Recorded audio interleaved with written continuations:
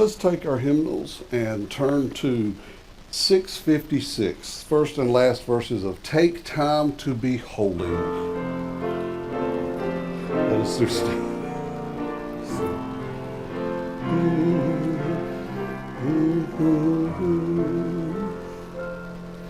take time to be holy.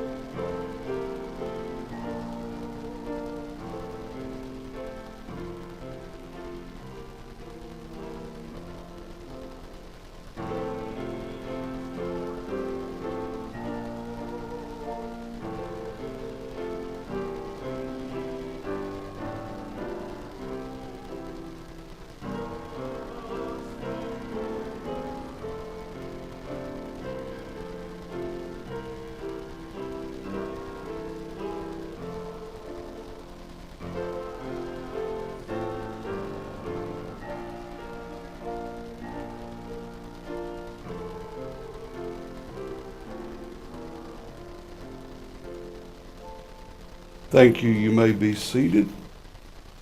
Trying to find all of my notes from this morning.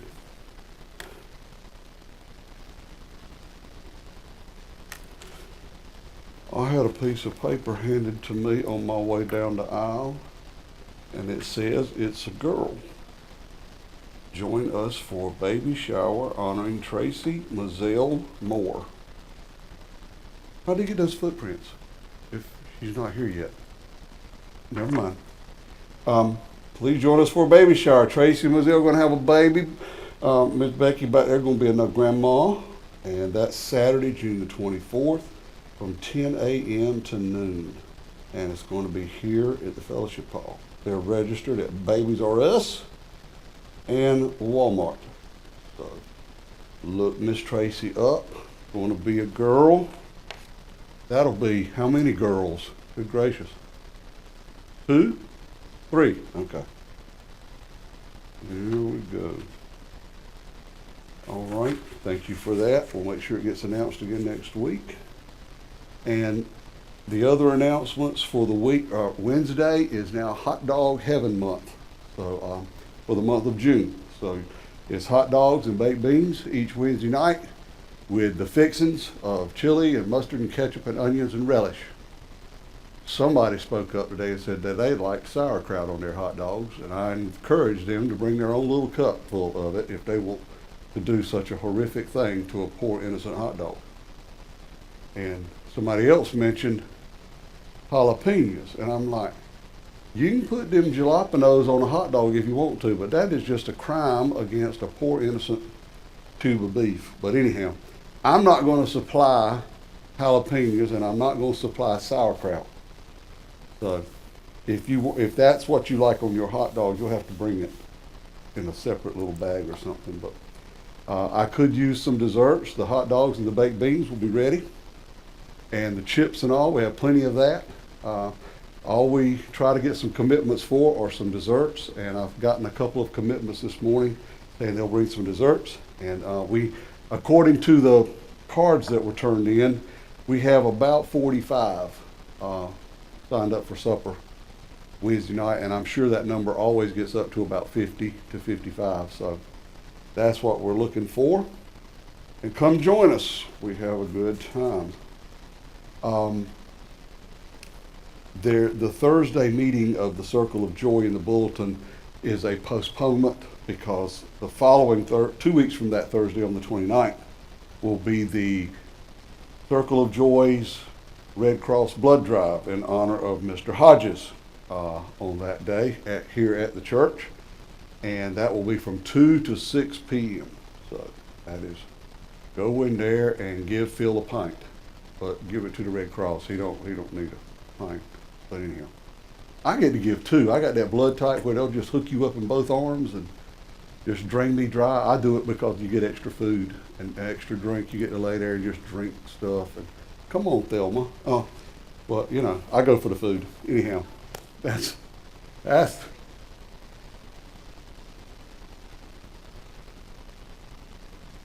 Oh, so we do need to replenish their stock. Okay, well, we'll restock them. I think they said the goal was 20 pints, and I think we can do better than that. We're going to shoot for 25 or 30. So tell all your friends and come on out and just enjoy squeezing the little ball or whatever it is they hand you to pump you dry. And then Friday night at 7 is the graduate supper that the Layman's League gives each year. That is this coming Friday for the graduates and their families. And I had to go over about 4 or 5 names this morning that I forgot last Sunday that I typically do. And so I think we finally got everybody mentioned this morning. But I had forgotten Jackie Harrison. She was sitting right there. Nobody spoke up. Neither of her boys threw a hymn book or anything. And she just didn't say anything. But anyhow, there were a lot of other, Allison Peaks and Jake and so on. So a lot that I missed, but that usually happens every year. I believe that's it. Yes, for the week. And I had a huge prayer list this morning that things got added, and a number of you, right during the Sunday school hour, as Sunday school was coming to an end, you saw all of our first responders scramble, and the rescue call was to Frank Kratz, which Irvin and them know him as Daddy Frank. And he was admitted. He is in ICU at Martin.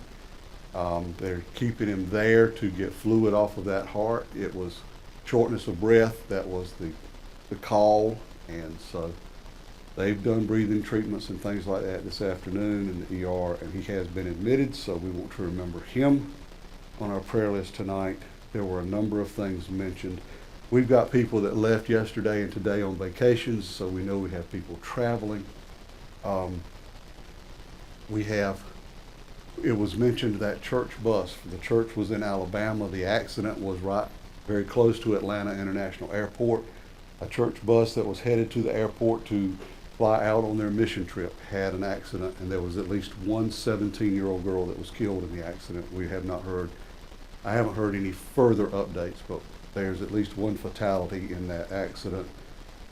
So there are things out there. This coming Friday, Mr. Donald there is going to donate his spleen to science. They'll be removing that next Friday. They're figuring that's what's going to cure what ails him. And if it does, we're going to start a line and a sign-up list for getting rid of our spleens. But that's going to be Friday. And then the Mr. Watson that we mentioned from Piney Grove, who is in CV 538, that's his room number, he will be having at least a double bypass Tuesday. So we want to keep him in our prayers. They visited with us, had worship with us last Sunday night, and they went with the senior fellowship to Yoder's with us. And so I've been accused of building up his fluid too much with the grease from Yoder's and the ice cream from Simply Natural Creamery, but I can't help what he ate, and I can't help what he consumed over there, so you know.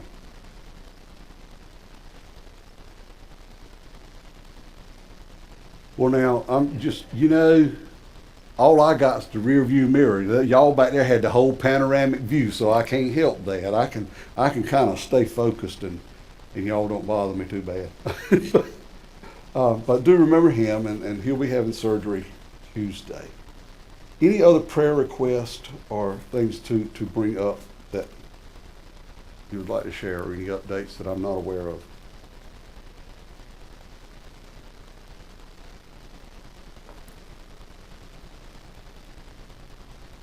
Yes.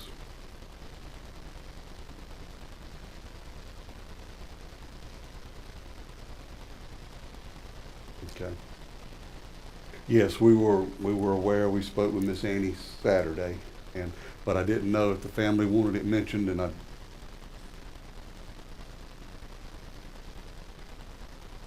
Right. Well, it becomes a lot and usually too much for just one caregiver to be able to do that. So we will. And also continue to remember Margaret. She is just in the bed. I,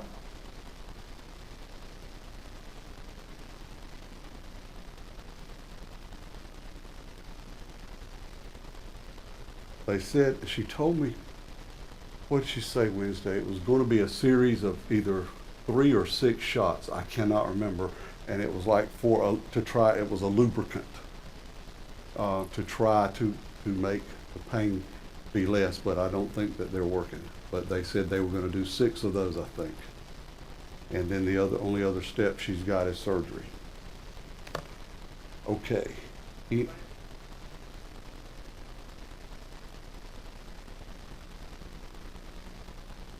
Okay.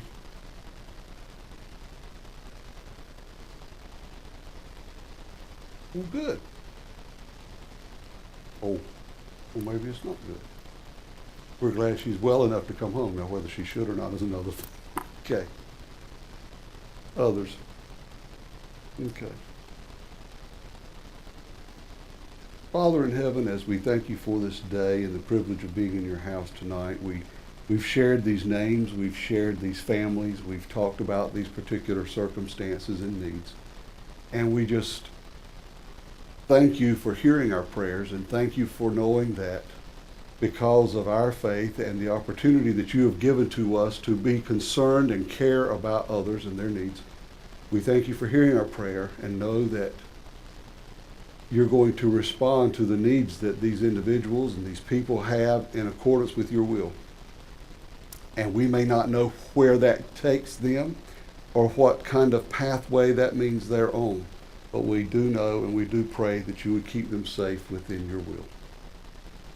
We thank you for the services that we had this morning, for the crowd, for the congregation that we had, and we just pray that you would continue to be with us. We thank you for the board meeting that was so productive and continues to be, and for their dedication and their service. We just pray that you would continue to lead, guide, and direct all of us, not just our leadership, but all of us as we go about trying to be the people of God and the children of God to a world that is in need. And bless us tonight as we study together. These things we ask and pray in Christ. Amen. Okay. Last Sunday, I said I was going to start a series that I was going to run for 6 or 8 weeks, just depending on how much I cover each week. And the theme is meeting life's crises. Is that how you say it? Plural, crises, I guess. But all of the crises that just spring up in our lives, and they come quickly, and they come unannounced. They don't usually make an appointment. And our world changes with the snap of a finger, with a blink of an eye, with the phone ringing. Our world changes. And last Sunday we talked about how God gave us a memory. We get to treasure what's happened, but we don't get to look and see about tomorrow. God did not give us the prophetic visionary gift. He gave us yesterday and today. He gives us the wonderful memories that we can choose to treasure. But he doesn't give us the ability to see what tomorrow is going to be like. So our tomorrows are going to come. So what's the next step then? Let me start out tonight by asking this question, because they tickle me. Have you ever been riding down the road and a squirrel's out there in the middle of the road and it sees you coming? And are you like me? I do not know what to do, because the thing goes, it can't make up its mind. It's like, oh, these 2 steps don't look good. I'll try these 2 steps in this direction. And they run 14 different ways, and they usually are behind the second wheel. and you don't hit them. Somehow or another, they get through. But you don't know what to do. Now, you know when a deer starts coming across this way, you know to go this way, because that deer's going to keep going. But you don't ever know with a squirrel. And sometimes I don't think you know with a rabbit, because they take off and they head around in circles too. So that's why you see so many rabbits and squirrels just right there on the road, because we don't know how to avoid them. They don't know what they're going to do. We don't know how to do. But if you're going to get through the crisis of life, when they come up, we need to know where to run. We need to know where to go. And that's tonight's thing. In Genesis chapter 35 is a pretty cool story that most of us know. When God said to Jacob, chapter 35, starting with verse 1, "Go up to Bethel and settle there and build an altar there to God, who appeared to you when you were fleeing from your brother Esau." Everybody remember the story now? Jacob and Esau. So Jacob said to his household and to all who were with him, "Get rid of the foreign gods you have with you and purify yourselves and change your clothes. And then come, let us go up to Bethel, where I will build an altar to God, who answered me in the day of my distress and who has been with me wherever I have gone." So they gave Jacob all the foreign gods they had, the idols and stuff like that, in their ear, the rings in their ears, and Jacob buried them under the oak at Shechem. And then they set out, and the terror of God fell on all the towns around them, so that no one pursued them. And Jacob and all the people with him came to Luz, that is Bethel, in the land of Canaan. There he built an altar, and he called the place El Bethel, because it was there that God revealed himself to him when he was fleeing from his brother. Now Deborah, Rebekah's nurse, died and was buried under the oak outside of Bethel, so it was named Alon Bakuth. And after Jacob returned from Padan Aram, God appeared to him again and blessed him. And God said to him, "Your name is Jacob, but you will no longer be called Jacob. Your name will be Israel." So he named him Israel. And God said to him, "I am God Almighty. Be fruitful and increase in number. A nation and a community of nations will come from you, and kings will be among your descendants. The land I gave to Abraham and to Isaac I also give to you, and I will give this land to your descendants after you." And then God went up from him at the place where he had talked with him. And Jacob set up a stone pillar at the place where God had talked with him, and he poured out a drink offering on it. He also poured oil on it. And Jacob called the place where God had talked to him Bethel. This is an interesting story. And if I was going to key on any one verse to have you to key on as a text, it would be verse 7, where it says that he built an altar there, and he called the place El Bethel, because there God appeared to him when he fled from the face of his brother. We got to start with that. Have you ever felt like, and not just in your church work, but in your church work, in serving your church, it kind of got brought up at our board meeting tonight. Someone made the statement, "We still want people to come and worship. We don't want to work them to death." And they were making a good point, and it was a good discussion, and so on. But have you ever gotten to a point where you just felt like, why am I doing this? And it comes into your head. Nobody appreciates what I'm doing in the first place. And I don't believe anybody would care if I didn't show up and do it tomorrow or the next time. We all have. I've never seen anyone in a church situation in my career that didn't at some point. It may have been just for a single hour, but I have seen people spiritually regress because they had just had too, it was just too much for them. It had become overwhelming. The other issues of life. I did it when my son died. I didn't want to be around a church. I didn't want to be here. I didn't want to be anywhere. And the board said, go. They understood. I couldn't handle everything. I couldn't handle people. I just couldn't. It just was not in me at that time. And I was that way when my father died. The weather was so bad when Daddy died that we couldn't leave the funeral and bury him. Wilkerson said, "We won't get the hearse back there, and if we do, the pallbearers will sink before they ever get it to the pool." That is his grave. We just had to wait. It was 3 or 4 days, I think, before we had a private family interment. And so we had what we had when Josh died, a visitation in the funeral home after the funeral. And those things, if you let them, can be very overwhelming. And especially when you're already at the end of your rope. So it happens. It happens to ministers. It happens to moms and dads and grandparents and children. It happens. I remember my sister, my little sister. Darlene is 6 years younger than I am. And she refused to go in that room and see Daddy in that casket. She refused. And at one point, my older sister looked at me. She said, "You're the only one going to get her in there, but you know she needs to go. She needs to make peace with her. She needs to have that closure."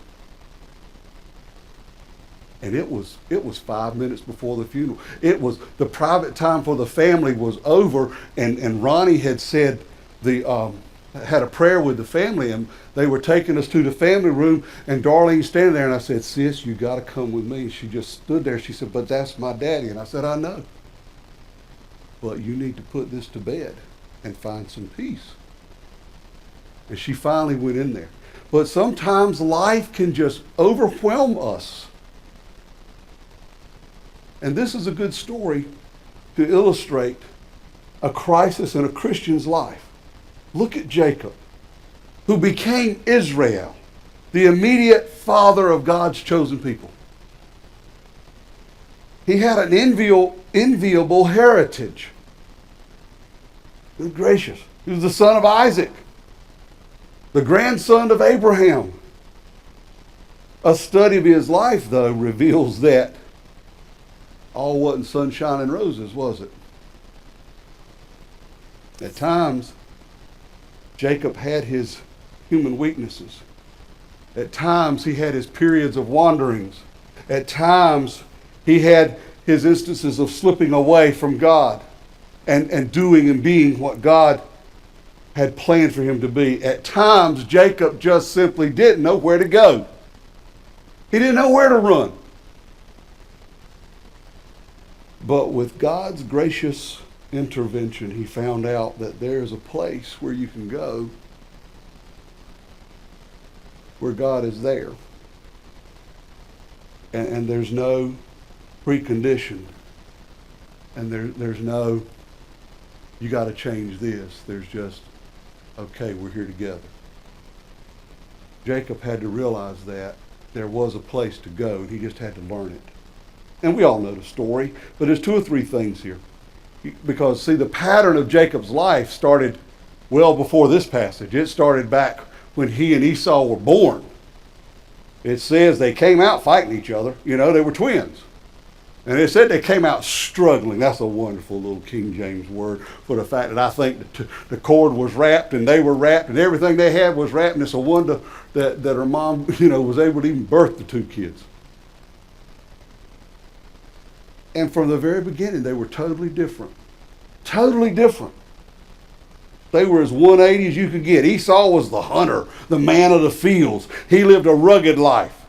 He reminded me of the New Testament descriptions of like John the Baptist, dressed all up in camel's hair. He was the hunter.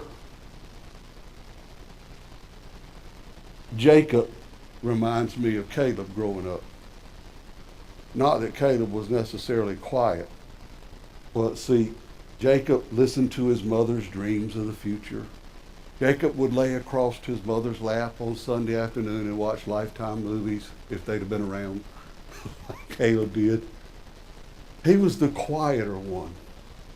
And he learned from his mom how to control his appetites and his passions. And he cultivated the art of patience, working towards his ambitions. But he was also ready to take advantage of his twin brother's weaknesses and turn it to his own profit, and that he did, with the help of his mother, of course, getting the blessing from his father. And he, Esau sold it to him. He didn't care. But see, Esau came out first. So he was in line for the blessing. None of that kind of stuff meant very much to him until he realized that Jacob had gotten it. Isn't that something, how you don't want something and you say, "I don't care, you can have it"? and then the other person gets it, and you see how much they got with it, and then you go, Esau went, And except he went, real bad, to the point where he said, I'm going to kill you.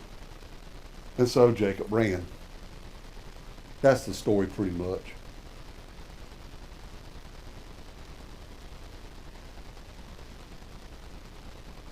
So Jacob sinned.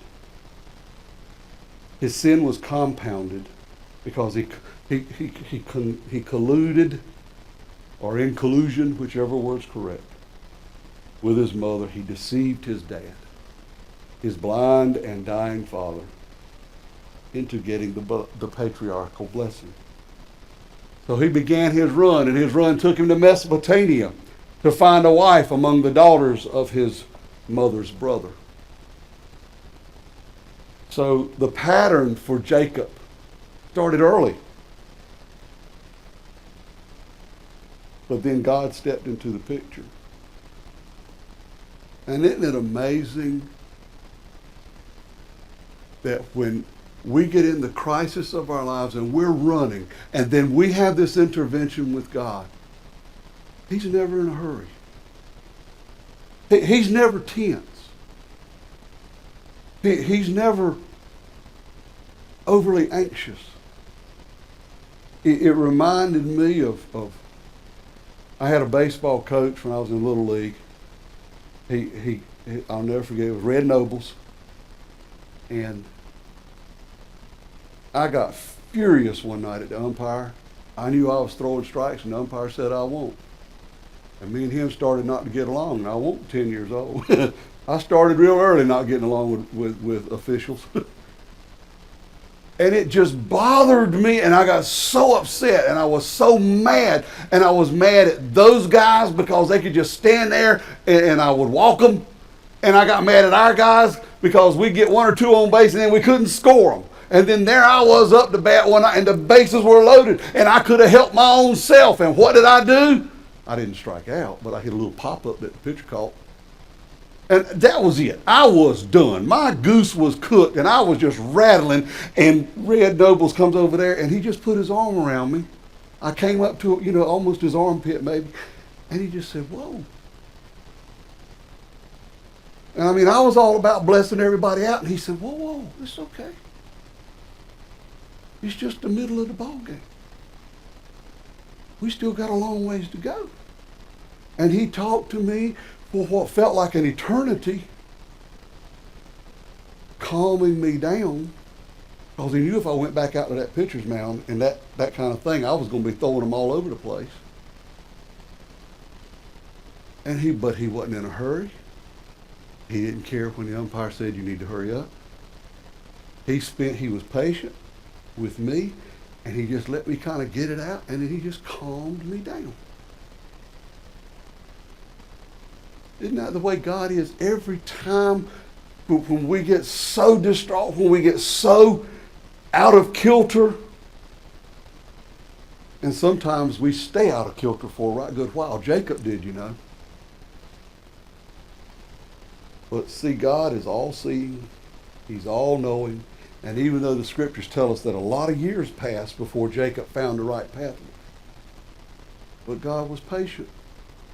He was patient with Jacob. He waited because Jacob belonged to him and he had plans for his life. Don't ever think that God's going to desert you in the time when crisis seems to just overwhelm us. He's not. You may think he is. He's not gone anywhere. We're the ones that have lost our direction. We don't know where to run. We're like the squirrel in the highway. And God is right there. And he waited because he knew what he had in line for Jacob. And then Jacob finally got to Bethel, and with a stone for a pillow, he had that dream. And he saw the ladder, and God speaking, I will go with you. It's over in the 28th chapter of Genesis. I will give you this land for possession.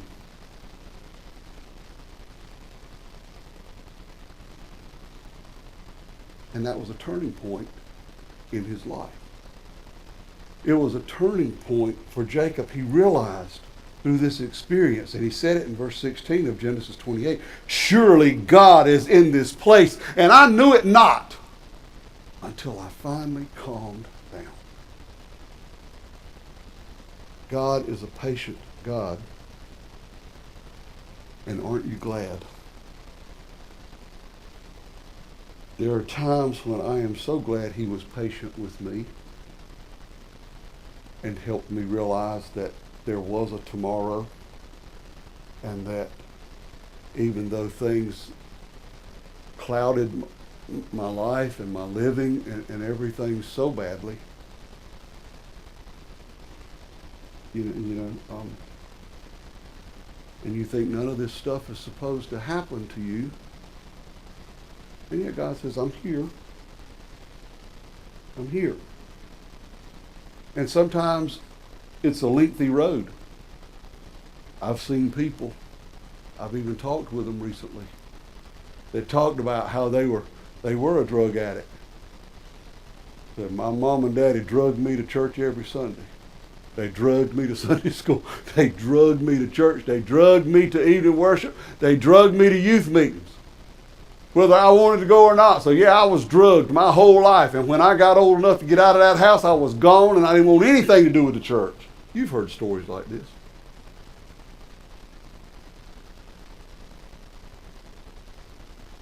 But then strange things happened in people's lives. For this young man, it was the fact that he got married and had this little girl.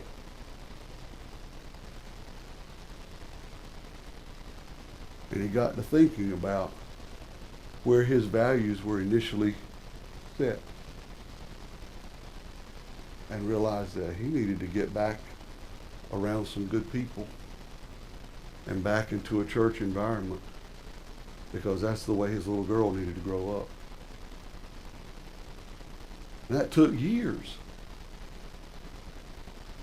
But God was patient, because when he walked through the doors of that church, they received him, and they've accepted him. And I think he's pretty comfortable with the way he may have felt like it was on his terms that he was coming back to God, but he wasn't, because God had never left him. God had never left him. And God had a plan for bringing Jacob to this divinely appointed destination. And he revealed that at the proper time. 30 years had passed since his first visit to Bethel and his experience with God at Bethel. And that, how many of us remember things from 30 years ago like they were yesterday? I know we say that.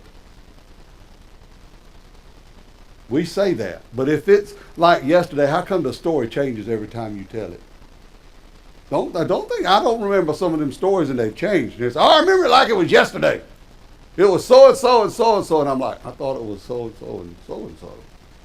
But anyhow, those are the family reunion conversations, But I believe over a period of 30 years, we lose sight of some of the things that happen, even the important things that happen in our life. I may be 63 years old, but I remember the night I graduated from high school. It was my 18th birthday, June the 5th, 1972. And I was driving the sorriest 1978 Chevrolet Impala. That's the only GM car I ever owned. And it took me 2.5 hours to get from D.H. Conley High School to my house, because the car would run about 2 minutes and quit. What? That's true. They had not made 78 cars in 72. Excuse me. At least I know you're listening. And there was water in the gas line filter. And that's all it was. And the gas would push through for a little bit. I'd get about a half mile down the road. And finally, since there wasn't no such thing as a cell phone or anything like that, finally my daddy just came looking for me. And we parked it on the road, and the next day it was traded. And I've never owned a Chevrolet since. And don't intend to own one. So anyhow, that's my experience. Some things we can remember vividly. Some things fade away. You know, I do not remember. My wife will get talking about, mamas do this. Y'all are horrible. They remember every piece of clothing your children ever wore to any event. And whether it was put on inside out or upside down or whatever, but they never forget. They know exactly what they wore. I don't even remember the event, much less going to it, much less what they wore. But there are some times when that's just a mom thing. Now you ask me when Caleb hit his first out of the park home run, I can tell you she can't. You know, we got our things we remember. We got our things to remember. But I don't think that Jacob was very caught up in his memory of what had happened 30 years ago at Bethel. Then came Peniel, where he wrestled all night with an angel. And after that, God changed his name to Israel. And we know the story, as the story goes, because as a result of that all-night wrestling with the angel, he was lame, he was injured, and he was lame the rest of his life. Which confuses me because it says that God stepped in. Jacob was a weary, tired, and broken man. He had wrestled all night. He was hurt. He was debilitated. And the divine instructions were, Jacob was to go back to Bethel, and you tarry there in prayer and worship, build an altar, a place of sacrifice, tell your people and you to put away the strange gods. He was to be clean. He was to change his garments. And it says he ran to Bethel. How can a lame person run? That's the part that confuses me. That's kind of like driving a 78 Chevrolet 872, I guess. But it says that he ran to Bethel. And from that day forward, the pieces of the puzzle of Jacob's life began to fall into place.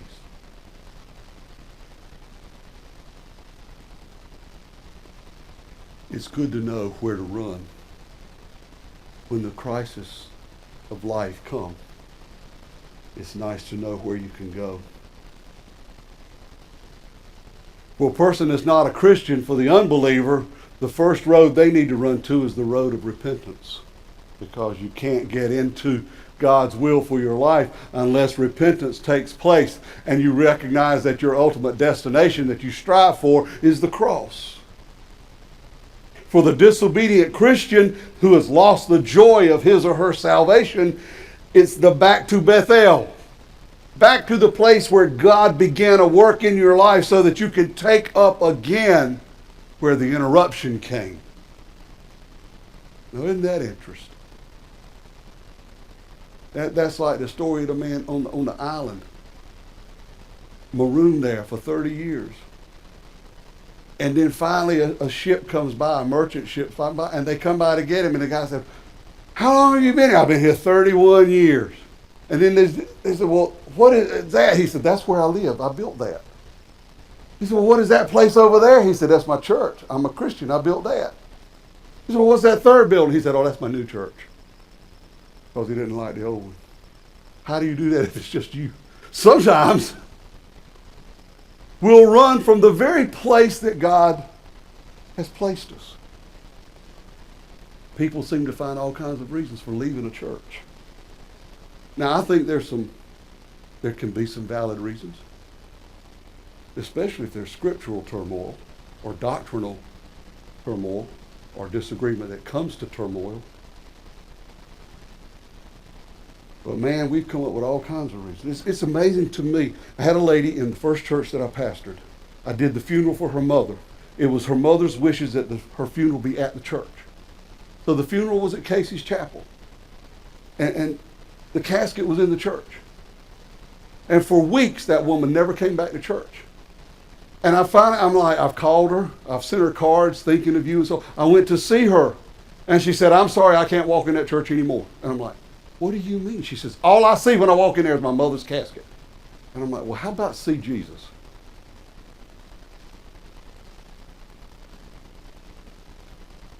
You know, Jesus took care of your mama. She's at peace and at home in heaven with him. And you're going to walk away from the church. That was just her excuse. Just an excuse. How can you turn your back on the place where you met God? How can you turn your back on the use of the gifts? It's like I told the people this morning. Debbie sang this morning. The praise team sang this morning. I told the church, I said, they didn't share a gift. They fed you. What? It may have been their gift that they were you, but they fed us.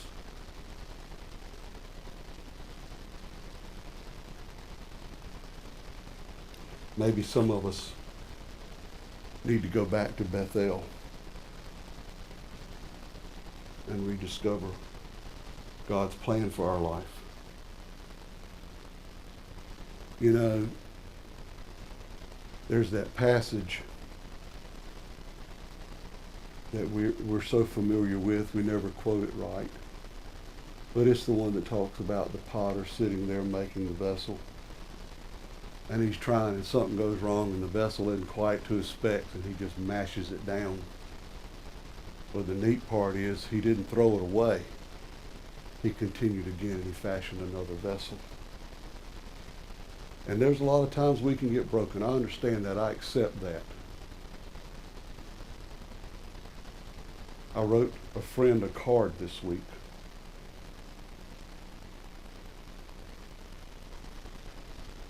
Friend is struggling with a death in their family. And I said, I understand your struggle. I've buried both a parent and a child.